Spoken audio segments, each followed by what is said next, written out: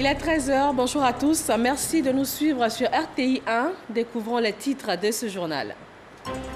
Transformer l'agriculture pour créer de la richesse en Afrique, c'est le thème des 52e Assemblée annuelle de la Banque africaine de développement. Les travaux se sont ouverts en présence du vice-président ivoirien, Daniel Kablan-Duncan. Des habitations construites sous des lignes à haute tension ou tout juste à proximité, on en voit dans le district d'Abidjan. Comment cela est-il possible malgré tous les dangers? Quelles solutions? Des réponses tout à l'heure.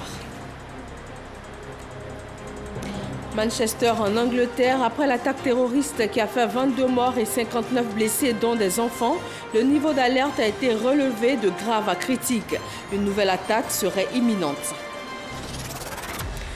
Aujourd'hui, mercredi 24 avril, nous sommes jour de Conseil des ministres. Ce matin, au palais présidentiel du Plateau, le chef de l'État et les ministres planchent sur des questions d'ordre politique, économique et aussi social. Le point de ce conseil dans nos éditions de la journée. Les travaux des 52e Assemblée annuelle de la Banque africaine de développement ont démarré en Inde. Le vice-président Daniel Kablan-Duncan représente sur place le chef de l'État, Awa Touré. Les dirigeants des pays membres de la Banque africaine de développement, au rang desquels le vice-président Daniel Kablan-Duncan, représentant le président de la République Alassane Ouattara, se sont retrouvés au centre Mahatma Mandir de Gandhinagar, dans le Gujarat, en Inde, pour définir des stratégies en vue de la transformation de l'agriculture en Afrique. Un thème qui se réfère au succès de la politique agricole de l'Inde appelée la Révolution verte. Pour le président de la Banque africaine de développement, Akinwumi Adesina, c'est donc de ce pays que va émerger une nouvelle ère, celle de la transformation économique du continent africain. Avant d'ajouter que l'Afrique, pour se développer dans la dignité, doit se nourrir elle-même et aussi s'industrialiser, s'intégrer, s'éclairer et fournir de l'énergie, améliorer les conditions de vie des Africains. Le Premier ministre indien Narendra Modi a pour sa part réaffirmé que son pays, qui entretient des relations très fortes et anciennes avec le continent, sera toujours aux côtés de l'Afrique dans sa longue marche vers un avenir lumineux. Des panels sur la coopération Afrique-Asie, les femmes dans l'agriculture, les besoins de financement de l'agriculture en Afrique vont ponctuer cette édition 2017 des assemblées annuelles de la Banque africaine de développement qui fait ainsi la part belle à l'agriculture, l'agroalimentaire et l'agro-industrie. Le ministre ivoirien de l'Agriculture et du Développement rural était en Afrique du Sud en qualité de président de la conférence régionale Afrique des ministres de l'Agriculture pour la FAO. Mamadou Sangafoua Koulibaly y a fait le point des résolutions arrêtées par les États africains en vue du développement de l'agriculture sur le continent. Serge Colère. Une des résolutions importantes de la 29e conférence régionale de la FAO pour l'Afrique tenue début avril 2016 en Côte d'Ivoire demeure la recherche de moyens en vue de moderniser l'agriculture africaine et de la rendre résiliente aux effets du changement climatique. Président de ce conseil ministériel, Mamadou Sangafoua Koulibaly est en Afrique du Sud pour échanger avec les différents partenaires de la FAO et faire le point sur la mise en œuvre des décisions prises à Abidjan. C'est dans cette optique qu'il s'est entretenu avec le secrétaire exécutif du NEPAD, le nouveau partenariat pour le développement de l'Afrique. Vous savez que son Excellence, Monsieur le ministre, est président de la conférence des ministres de l'Agriculture africains et qu'à ce titre, il a une position qui lui permet de faire des plaidoyers pour la transformation de l'agriculture, non pas seulement au niveau de la Côte d'Ivoire, mais au niveau du continent. Et par rapport à ce point-là, il y a un engagement que nos chefs d'État ont pris à Maputo en 2003, qui est celui de consacrer 10% des ressources publiques au secteur agricole. Cet engagement a été réaffirmé lors de la conférence de Malabo et nous tenons à ce que ce point soit débattu de manière politique, puisque ce sont nos chefs d'État qui ont pris cette décision Alors nous nous engageons à réfléchir sur cette question et à faire le point de cette situation et que nous remettrons au président de la conférence des ministres de l'Agriculture africains. Avec son homologue d'Afrique du Sud, le président de la conférence des ministres de l'Agriculture, région Afrique pour la FAO, a parlé de l'amélioration de la nutrition sur le continent à travers une agriculture durable. Le riz en plastique, vous en avez certainement entendu parler. Une rumeur fait état de la présence et de la commercialisation de ce riz provenant de la Chine sur le marché ivoirien. Archi faux, selon le ministère du Commerce. Des explications avec Sita Soro. Depuis quelques semaines, une rumeur fait état de l'existence d'un riz en plastique provenant de l'Asie, plus précisément de la Chine. Cette imitation de riz serait fabriquée avec des patates douces, des pommes de terre et une résine synthétique, donc du plastique. Lorsque les ingrédients sont mélangés, ils forment des grains qui ressemblent au riz. Les réseaux sociaux en parlent avec des images montrant dans une usine le processus de fabrication de ce riz et même des traces d'une éventuelle présence en Côte d'Ivoire. Face à une telle rumeur, le ministère du Commerce, de l'Artisanat et de la Promotion des PME a procédé à plusieurs tests sur le riz. Les résultats ne démontrent aucune présence de riz en plastique en Côte d'Ivoire. Des prélèvements ont été effectués et l'ensemble de ces actions ont permis, je dirais, de faire un important nombre de prélèvements sur l'ensemble du territoire national. Et à ce jour, je tiens à vous l'annoncer de manière officielle qu'aucune de ces allégations de riz en plastique n'a été découverte sur le territoire national en Côte d'Ivoire et sur le marché du riz en Côte d'Ivoire. Notre département ministériel procède depuis 1 an en collaboration avec le groupement des importateurs de riz de Côte d'Ivoire, le JIDARCI, dans le cadre d'un protocole d'accord, à un contrôle systématique des importations sur tous les types de riz importés en Côte d'Ivoire, et ce, à la suite de l'alerte qu'on avait connue également sur les réseaux sociaux portant sur du riz toxique qui était donc déversé sur les marchés d'Afrique de l'Ouest. Un soulagement pour les consommateurs qui affichent leur satisfaction après ces résultats. Vraiment, nous avons assisté à toutes les étapes en tant que responsables des consommateurs. Et nous avons été convaincus qu'il n'y a pas de riz qui contient des plastiques sur le marché en Côte d'Ivoire. C'est un soulagement et je rassure à mon tour l'ensemble des consommateurs, en même temps d'être vigilants, mais de consommer ce riz, ça ne contient pas de plastique. Selon la direction de la métrologie, du contrôle de la qualité et de la répression des fraudes, pour reconnaître un tel riz, il est suggéré, entre autres, d'immerger les grains dans un bol d'eau. Si ces derniers flottent, il s'agit d'un faux riz. On peut également faire cuire quelques grains dans une poêle. S'ils sont en plastique, ils fondront sous l'effet de la chaleur. 10 millions de personnes en Côte d'Ivoire utilisent régulièrement Internet. 2 ans après le lancement de la maturité numérique dans le pays, l'ANSUT et le ministère de la Communication présentent un bilan. L'objectif est d'aller encore plus loin avec plus de 300 services visés d'ici 2020. Patricia Omoetia. Objectif 2020, plus de 300 services visés. Parfait outil d'amélioration de la gouvernance, la maturité numérique s'impose aux populations. Désormais, plus de perte de temps et d'énergie dans les administrations pour établir un acte administratif. Lorsque vous avez besoin de faire une demande pour une pièce d'identité, la CNI ou pour un passeport et autres, vous devez vous rendre dans un bureau.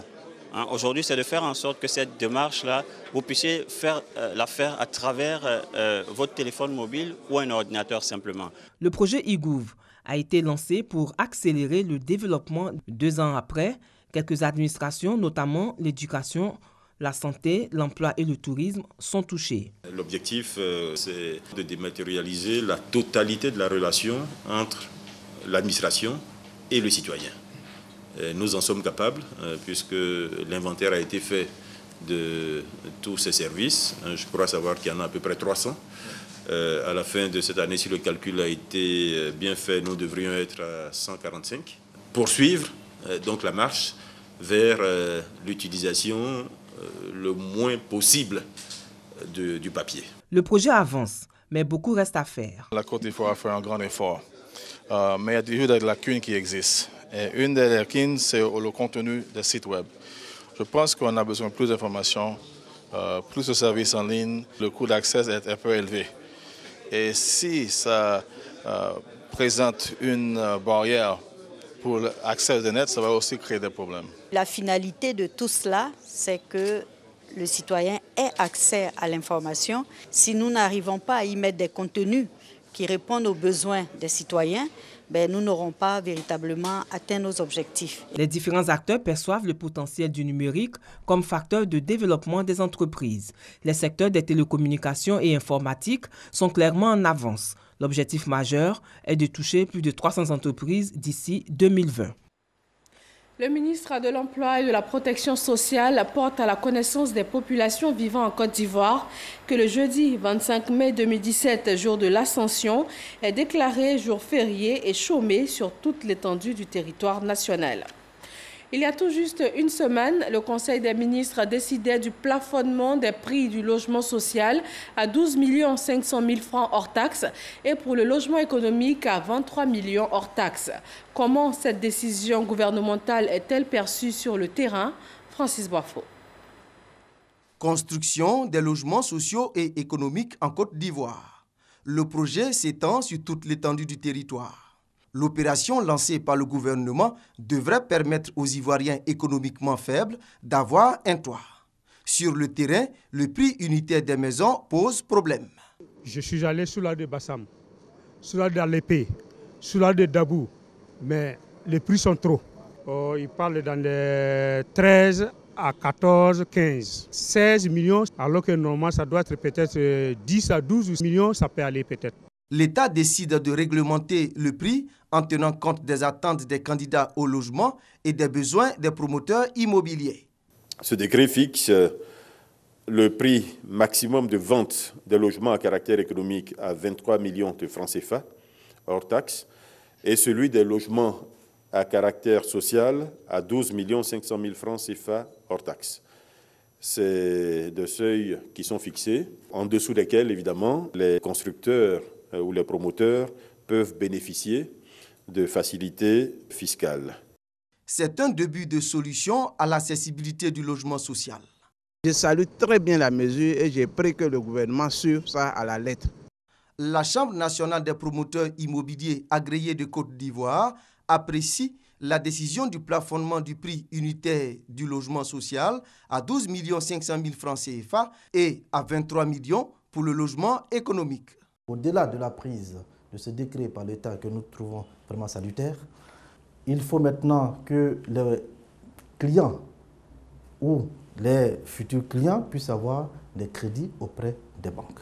Donc l'action des banques doit se traduire par l'octroi des crédits pour ceux qui ont des comptes en banque, évidemment à des taux de sortie qui n'excèdent pas les 5,5% sur une durée d'au moins 15 ans. Évidemment, ceux qui n'ont pas de compte dans les banques, qui sont dans le secteur informel, ceux-là, l'État doit imaginer en fait une sorte de fonds de garantie pour que cela soit soutenu auprès des opérateurs immobiliers ou auprès des éventuels financiers. La deuxième phase maintenant, c'est de permettre à ce que l'offre et la demande se suivent, en permettant la production massive de logements, en permettant aux promoteurs constructeurs d'industrialiser la chaîne de production, tout en incitant les investisseurs à venir investir avec les promoteurs locaux pour que nous puissions satisfaire la demande. Des suggestions qui pourraient aider à combler le déficit de logement en Côte d'Ivoire. Il est de 50 000 maisons par an. Des habitations carrément sous les lignes à haute tension ou tout juste à proximité, ce n'est pas chose rare dans le district d'Abidjan. Comment ces maisons se sont-elles retrouvées là en dépit de tous les dangers? Quels sont les risques auxquels les habitants sont exposés et quelles mesures prendre? Chris Diomondé et Franck Quadio se sont intéressés à ces questions. Un nuage de fumée qui s'élève de ces hangars, des logements de fortune couverts de plastique et de vieilles tôles, d'autres constructions faites de briques, juste en dessous d'un boulevard de fils électriques à forte puissance, les lignes à haute tension. Nous sommes à Aoussabougou, un sous-quartier de la commune d'Adjamé. Ici habite Adosso, père de 3 enfants. Ce maçon vit dans ce quartier depuis 5 ans. Autour de lui, de nombreuses familles dont les habitations précaires se trouvent sous les lignes à haute tension. Ils disent être là par manque de moyens financiers. Avant, j'étais à Daloa, c'était un peu doucement. Quand je suis venu ici, je suis venu grouiller un peu pour avoir quelque chose. Étant étudiant, je devrais venir suivre les études ici et je n'avais pas d'autre coin où me résister. Donc je suis venu directement chercher un endroit pour pouvoir rester là pour suivre les études. Et quand je suis venu, c'était le quartier qui pouvait m'accueillir, vu des moyens, le défaut de moyens financiers qui m'a permis à venir accepter ce quartier. Des habitations sous la ligne à haute tension, pas que dans ce décor de précarité. Certaines communes dites résidentielles sont aussi concernées. À Cocody, bien visible, ces immeubles à proximité d'installations électriques. Ça nous fait peur, hein. Bon, moi je suis au 3e. Quand il pleut, il fait nuit comme ça, il pleut, ça s'allume. Ça fait des bruits même. Il arrivait un jour même, vraiment, ça a fallu faire des dégâts. Et tout le monde est sorti pour regarder. On ne connaît pas encore les effets secondaires. Mais par moments, on entend des fils qui s'embrassent et puis bon, ça crée vraiment des problèmes. Bon, les habitations sont juste à côté. On ne sait pas pourquoi est-ce qu'on nous dit pas tantôt qu'il ne faudrait pas qu'on soit près de la haute tension, mais ici au quartier, il y a longtemps qu'on est tous à côté de la haute tension. On voit même des maisons qui sont juste à peine à 2 mètres même de la haute tension. Des habitations sous des dispositifs à haute tension. Certainement du danger dans l'air, cela est confirmé par ces spécialistes. Au-delà de 100 micro-Tesla, il y a danger. Lorsque nous prenons le champ magnétique en dessous des lignes à haute tension, nous avons des valeurs qui ne dépassent pas les 2-3 micro-Tesla. Lorsque l'organisme de l'être humain est soumis à une variation des champs magnétiques, il va apparaître des courants dans son organisme. Cette tension élevée est capable de ôter la vie à une vitesse record. Le danger immédiat, qui est évident, c'est que lorsque un fil haute tension détache, tous ceux qui seront touchés directement ou indirectement par des objets qui conduisent l'électricité vont mourir. Des radiations qui menacent les populations, surtout au niveau sanitaire. On a observé l'augmentation de la leucémie chez l'enfant sous les hautes tensions. Chez l'épileptique, ça peut déclencher les crises d'épilepsie. Les gens qui ont tendance à avoir des maux de tête, des céphalées, vont avoir donc des céphalées un peu plus accrues et un peu plus fréquentes. Quelqu'un qui vient d'être touché avec une ligne haute tension va voir toute sa peau tomber comme une brûlure d'eau chaude. Hein. Il va avoir des troubles respiratoires avec arrêt respiratoire, de tachycardie, des fibrillations jusqu'à arrêt cardiaque. Et donc ça, c'est mortel.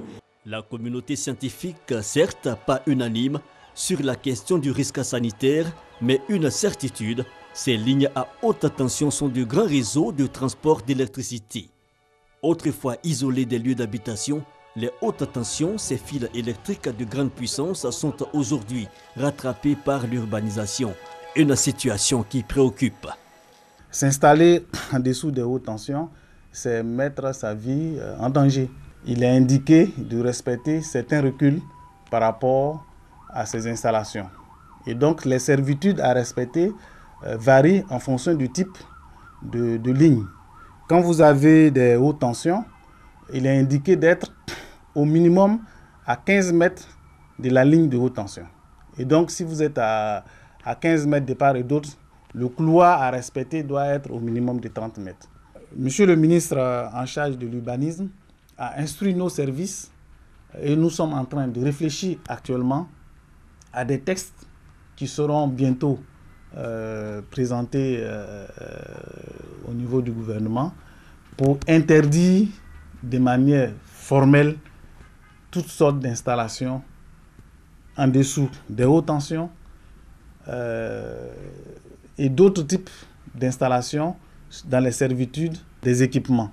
Le moment venu, je pense qu'avant de procéder au déguerpissement, les mesures d'accompagnement seront connues par les différentes populations, comme ça a toujours été le cas. Les lignes à haute tension près ou au-dessus des habitations génèrent crainte et questionnement quant à leurs conséquences sur la santé des riverains. Une longue réflexion mais aussi des actions doivent être menées afin de permettre aux personnes vivant sous les lignes à haute tension d'être à l'abri de tout danger. 8e jeu de la francophonie, l'État ivoirien met les petits plats dans les grands. 549 millions de francs CFA sont décaissés afin de permettre aux athlètes ivoiriens de se préparer dans les meilleures conditions. Isaïo. L'État finance la participation des athlètes ivoiriens au 8e jeu de la francophonie. Une enveloppe de 549 millions de francs CFA a été dégagée. 8 fédérations sportives engagées à ces jeux ont reçu les premiers chèques des mains du ministre des Sports et Loisirs. Cette enveloppe servira à la préparation et à la participation des athlètes ivoiriens à ce rendez-vous culturel et sportif du monde francophone. On va à ces jeux, en tout cas pour ce qui nous concerne, pour compétir, glaner des médailles et avoir des lauriers. Et je reste convaincu que c'est sur les résultats sportifs que les Ivoiriens jugeront la réussite de ces Jeux. Les bénéficiaires, par la voix de leur porte-parole, Ango Isaac, président de la Fédération ivoirienne de judo, saluent le geste du gouvernement. Nous venons de recevoir les sommes importantes pour préparer ces Jeux-là. Je voudrais prendre l'engagement au nom de toutes les fédérations, les 8 fédérations sportives qui vont participer à ces Jeux-là, l'engagement de faire en sorte que la Côte d'Ivoire, au sortir de ces Jeux de la francophonie, puisse avoir la tête haute, être des dignes représentants de l'État de Côte d'Ivoire pour que le peuple ivoirien ne dise pas qu'on a encore jeté de l'argent par la fenêtre. La délégation ivoirienne, composée de 240 personnes, compte 137 athlètes et une quarantaine d'encadreurs. La préparation des athlètes va se faire en 2 phases. La première, dite préparation externe, a lieu du 15 mai au 2 juillet et la deuxième, interne, se fera du 3 au 18 juillet prochain. Le personnel féminin de l'état-major de l'armée de terre a été célébré au 1er bataillon de commandos parachutistes. Au centre de cette célébration, démontrer l'intégration des femmes et aussi la nécessité de leur présence dans les corps armés. Abou Sanogo. L'état-major de l'armée de terre célèbre son personnel féminin, avec pour invité spécial le personnel féminin de la police nationale.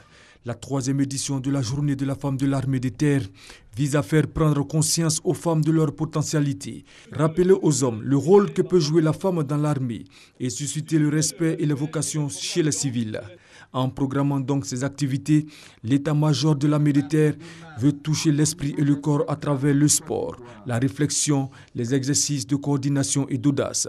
Pour la marraine de la cérémonie, Marietou Koni, ministre de la Femme, de la Protection de l'Enfant et de la Solidarité, la valorisation des compétences féminines est au cœur de l'action du gouvernement. Il faut que les femmes de l'armée s'exercent à bien faire le travail pour occuper des postes décisionnels, progresser comme le font les hommes. L'intégration de la femme dans l'armée aujourd'hui est une réalité. Et notre ambition, c'est de continuer à faire en sorte que cette intégration puisse connaître de l'ampleur. Démonstration de techniques d'intervention opérationnelle rapprochées, démonstration de combat corps à corps par des soldats féminins commandos et l'exécution des descentes en rappel suivi des défilés des troupes à pied ont achevé de convaincre l'assistance de la réelle assimilation des principes militaires par la gente féminine.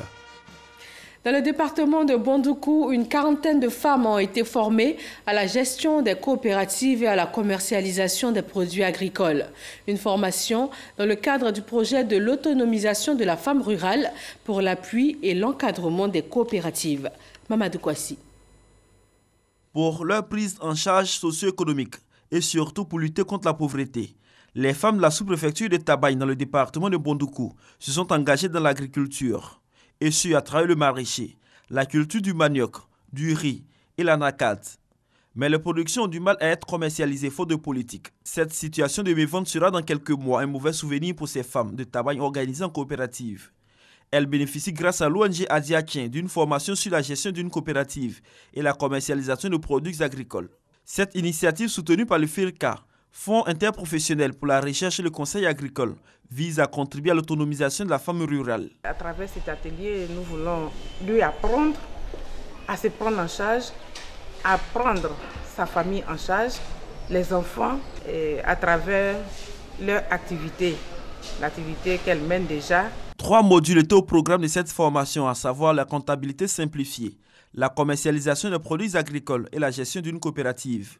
Des thèmes pour permettre aux femmes de tirer profit de leurs activités. On leur a également appris les nouvelles techniques de vente de leur production, de sorte qu'elles puissent abandonner la vente traditionnelle qui consiste à venir sur les marchés et attendre vers la signature de certains contrats de vente et pour promouvoir la qualité au niveau des produits de vente. Le sous-préfet de Tabagne, Lago Mathieu, a salué les initiateurs en invitant les femmes à appliquer sur le terrain les connaissances acquises pour leur autonomisation financière. Créé en 2015, l'ONG Adiakien, Le Soleil s'est levé en Langue-Bron, s'est investi dans le financement de projets de développement au profit des femmes du monde rural. Dans le domaine de l'enseignement supérieur à Boaké, la capitale de Gbeke, la médiation est perçue comme une arme de pacification en milieu universitaire. Comment? Kader Sogodogo. Rechercher avant tout la paix, rien que la paix. Cette citation de Saint-Nicolas de Flou colle bien avec la vision de la plateforme universitaire pour la promotion de la paix et la démocratie, PUPAD UAO. Pour l'exécution de son programme d'activité au titre de l'année 2017, ce club de paix universitaire a décidé d'œuvrer davantage pour la pacification de l'espace universitaire. Premier acte, une conférence avec pour thème la médiation universitaire en temps de conflit. Notre objectif, c'est de créer un cadre de paix au sein de l'université et de mener des activités qui contribuent à la promotion de la paix et à la cohésion sociale au sein de l'université. La médiation comme moyen privilégié de résolution des conflits et autres formes de crise entre étudiants. Telle est l'approche abordée par l'orateur du jour. L'université, faut-il le rappeler, est en proie depuis des décennies à des crises successives. La condition, je dirais, principale, c'est que les groupes constitués dans les universités s'entendent pour installer un médiateur. Que ce médiateur doit avoir une personnalité très forte. Il doit être quelqu'un de respectable pour être écouté par les parties à conflit. Créée depuis le 25 septembre 2015, la plateforme universitaire pour la promotion de la paix et la démocratie, PUPAD UAO, est une initiative du ministère de l'Enseignement supérieur et de la Recherche scientifique. Elle prône le civisme, la citoyenneté, la non-violence et la paix au sein de l'université Alassane Ouattara. Lutte contre l'orpaillage clandestin, le Conseil régional de l'IFU entend s'investir dans la lutte contre la pratique de cette activité illégale exercée par la jeunesse de la région. La solution trouvée, la mise en place de projets d'autonomisation de la jeunesse. Pour cela, un fonds de garantie de 10 millions de francs CFA a été mis en place pour la création de petites et moyennes entreprises. Hassan Khan, Amadou Ouattara. L'orpaillage clandestin, avec ses conséquences, insécurité, dégradation des terres cultivables et pollution de l'environnement. La région de l'IFU n'y échappe pas. Trouver les voies et moyens pour essayer de limiter au maximum l'exploitation clandestine de l'or dans notre région, parce que les conséquences sont graves pour la société et nous devons associer tous nos chefs pour que, et toutes les autorités et tous les leaders d'opinion pour que cette action soit efficace dans l'intérêt supérieur de notre région. Le Conseil régional de l'IFU entend lutter contre cette activité illégale. Activité exercée par la jeunesse de la région de l'IFU. Comme solution, la mise en place de ce projet d'autonomisation de la jeunesse, notamment la mise à la disposition d'un fonds de garantie de 10 millions de francs CFA pour la création de petites et moyennes entreprises. Nous devons nous préoccuper de l'installation de nos jeunes. Il faut qu'on arrive à mettre en place des activités génératives de revenus pour pouvoir les sédentariser dans les meilleures conditions possibles. Des décisions qui ont constitué l'essentiel de la première session ordinaire du Conseil régional de l'IFU. Occasion pour les conseillers de procéder à l'examen et à l'adoption du budget modificatif 2017, budget qui s'élève à près de 3 milliards de francs CFA. Cette session a enregistré la mobilisation du corps préfectoral de la région de l'IFU qui a prôné l'union des filles et fils autour d'un idéal, le développement. Manchester, en Angleterre, après l'attaque terroriste qui a fait 22 morts et 59 blessés, dont des enfants, le niveau d'alerte a été relevé de grave à critique. Les services de sécurité britanniques estiment qu'une attaque est imminente, alors que la ville peine encore à se remettre du drame. De leur côté, les enquêteurs progressent sur le profil du kamikaze de 22 ans. Il aurait séjourné en Libye quelques jours avant l'attentat. Le président américain Donald Trump a rencontré ce matin le pape François. Les deux hommes d'État ont échangé pendant environ 30 minutes en tête-à-tête, une rencontre restée très formelle. Le président américain et le pape affichent de nombreux points de désaccord avec des dossiers tels que l'économie libérale ou l'immigration. Merci de votre attention et très bonne journée à tous.